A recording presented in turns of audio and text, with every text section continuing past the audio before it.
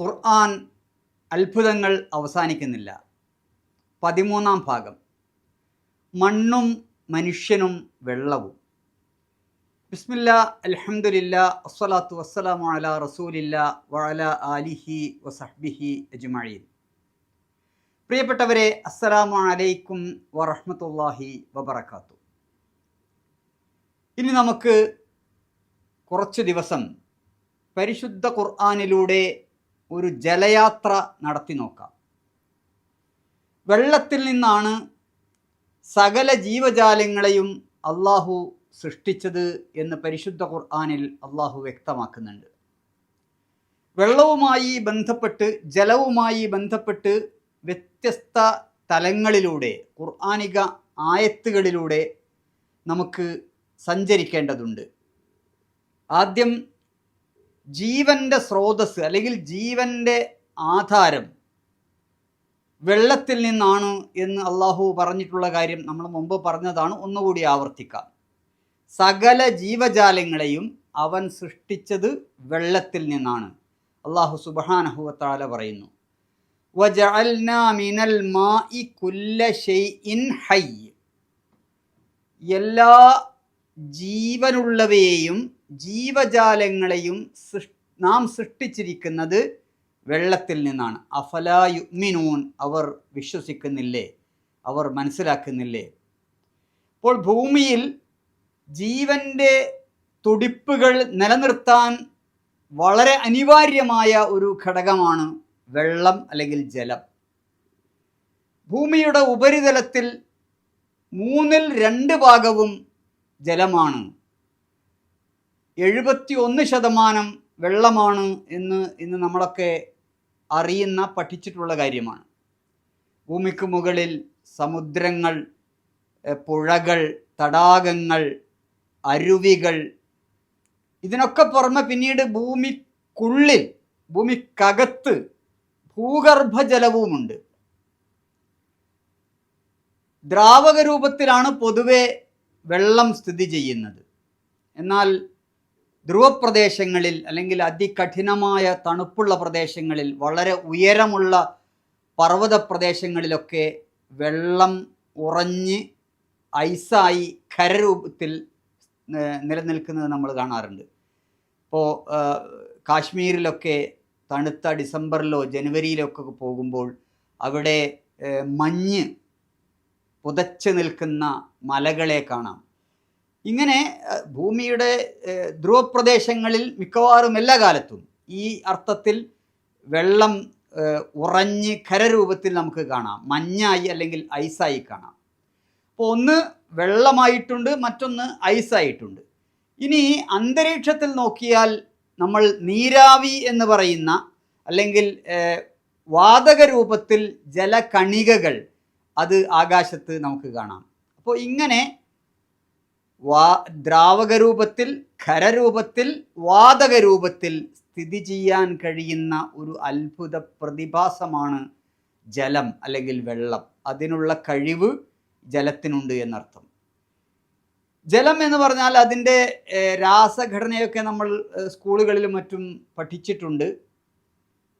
വെള്ളത്തിൻ്റെ തന്മാത്ര, ഹൈഡ്രജൻ്റെയും ഓക്സിജൻ്റെയും തന്മാത്രകൾ, ആറ്റങ്ങൾ കൂടിച്ചേർന്നതാണ് വെള്ളം.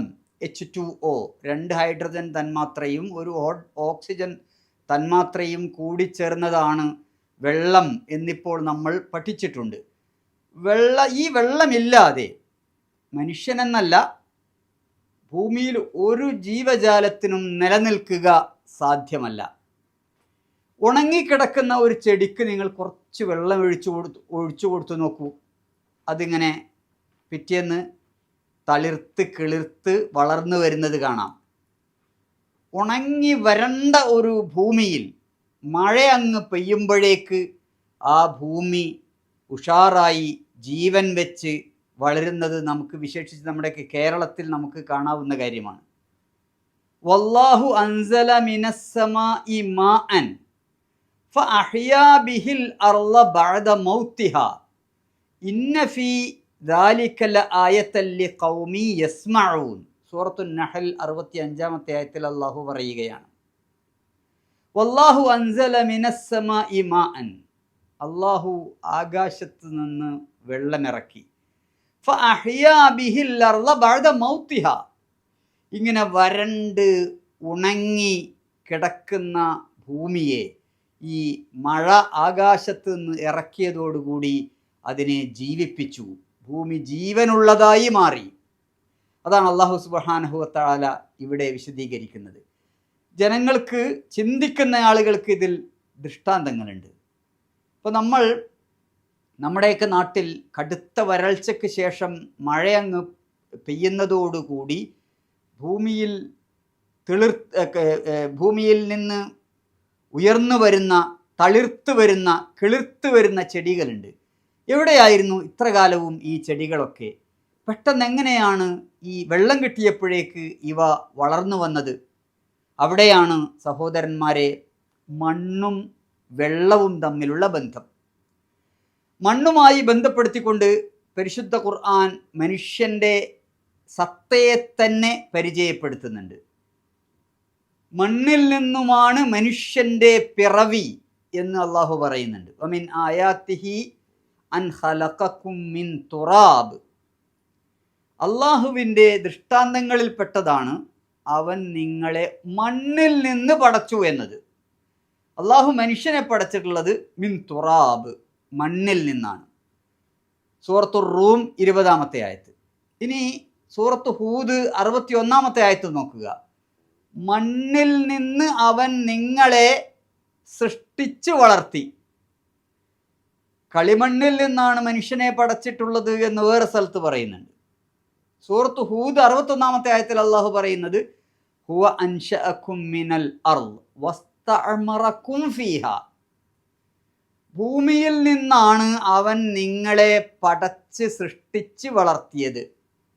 വസ്തഅമറകും ഫീഹാ, എന്നിട്ട് നിങ്ങളെ അവിടെ ജീവിക്കാൻ പാകത്തിൽ നിങ്ങൾക്കവിടെ കുടിയേറ്റം നൽകി, നിങ്ങളെ അവൻ അവിടെ കുടിയിരുത്തി.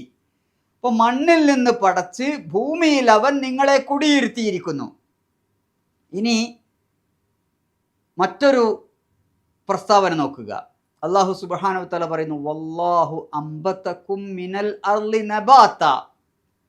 നേരത്തെ നമ്മൾ കണ്ടതുപോലെ ഭൂമിയിൽ നിന്ന് ചെടികൾ വളർന്നു വലുതായി വരുന്നത് പോലെ അല്ലാഹു സുബ്ഹാനഹു വ തആല പറയുകയാണ് വല്ലാഹു അംബതകും മിനൽ അർളി നബാത, അല്ലാഹു നിങ്ങളെ ഭൂമിയിൽ നിന്ന് മുളപ്പിച്ച് വളർത്തി.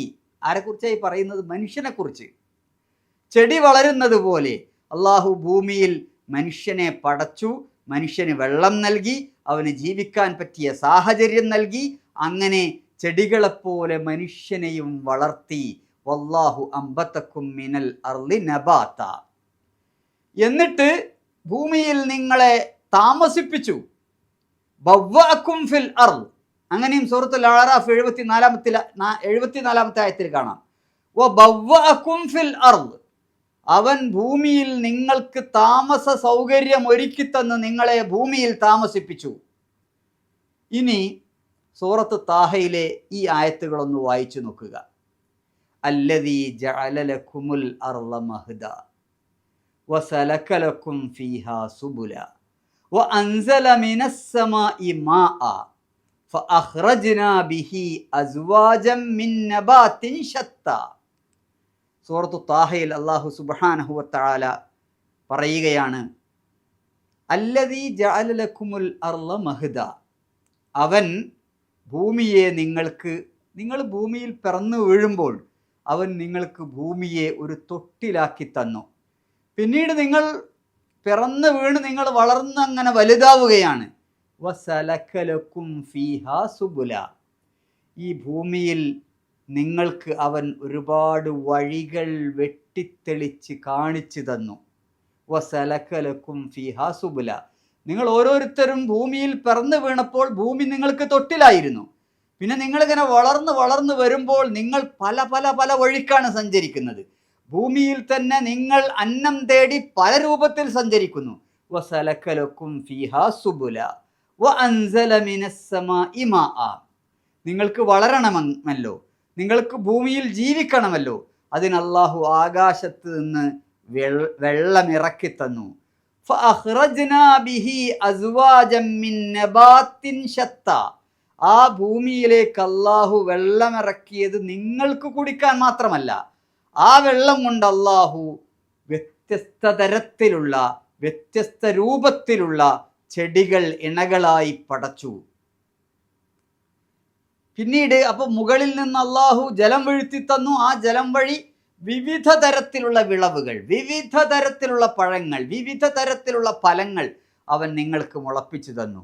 എന്നിട്ട് അള്ളാഹു പറയാണ്, കുലു വർഔ അൻആമകും ഇന്ന ഫീ ദാലിക ലആയാത്തിൻ ലിഉലിന്നുഹാ. സൂറത്ത് താഹ 54-ാമത്തെ ആയത്ത്. കുലു, നിങ്ങൾ ഇനി തിന്നോളൂ. വർഔ അൻആമകും, നിങ്ങളുടെ കന്നുകാലികൾക്ക് തീറ്റ കൊടുത്തോളൂ. അള്ളാഹു നിങ്ങളെ ഭൂമിയിൽ പടച്ചു, അവൻ നിങ്ങൾക്ക് ഭൂമിയെ തൊട്ടിലാക്കി തന്നു. പിന്നെ അവൻ നിങ്ങൾക്ക് ജീവിക്കാനുള്ള വിവിധ വഴികൾ കാണിച്ചു തന്നു. ആകാശത്ത് നിന്ന് മഴയിറക്കി തന്നു. അതിലൂടെ വിവിധ തരത്തിലുള്ള ഫലങ്ങൾ, പഴങ്ങൾ അവൻ നിങ്ങൾക്ക് പടച്ചു തന്നു.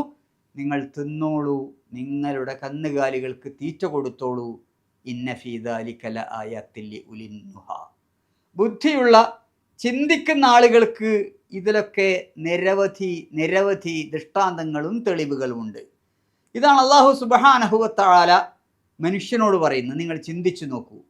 ഇത് ഒന്ന് പരിശോധിച്ചു നോക്കുമ്പോൾ മനുഷ്യ ജീവിതത്തെ എത്ര സമഗ്രമായിട്ടാണ് അല്ലാഹു മണ്ണിലേക്ക്, വെള്ളത്തിലേക്ക് ബന്ധിപ്പിക്കുന്നത് എന്ന് കാണാൻ കഴിയും. അപ്പോൾ മണ്ണ്, വെള്ളം, മനുഷ്യൻ, ഇവ തമ്മിലുള്ള ബന്ധം നമുക്ക് വളരെ വ്യക്തമായി മനസ്സിലാക്കാൻ കഴിയും. മണ്ണും വെള്ളവും ആത്മാവും കൂടിച്ചേരുമ്പോൾ മനുഷ്യനായി എന്ന് നമുക്ക് കാണാൻ കഴിയും. അല്ലാഹു സുബ്ഹാനഹു വ തആല അനുഗ്രഹിക്കുമാറാകട്ടെ. വാഖിറു ദഅ്വാന അനിൽ ഹംദുലില്ലാഹി റബ്ബിൽ ആലമീൻ. അസ്സലാമു അലൈക്കും വറഹ്മത്തുള്ളാഹി വബറകാതുഹു.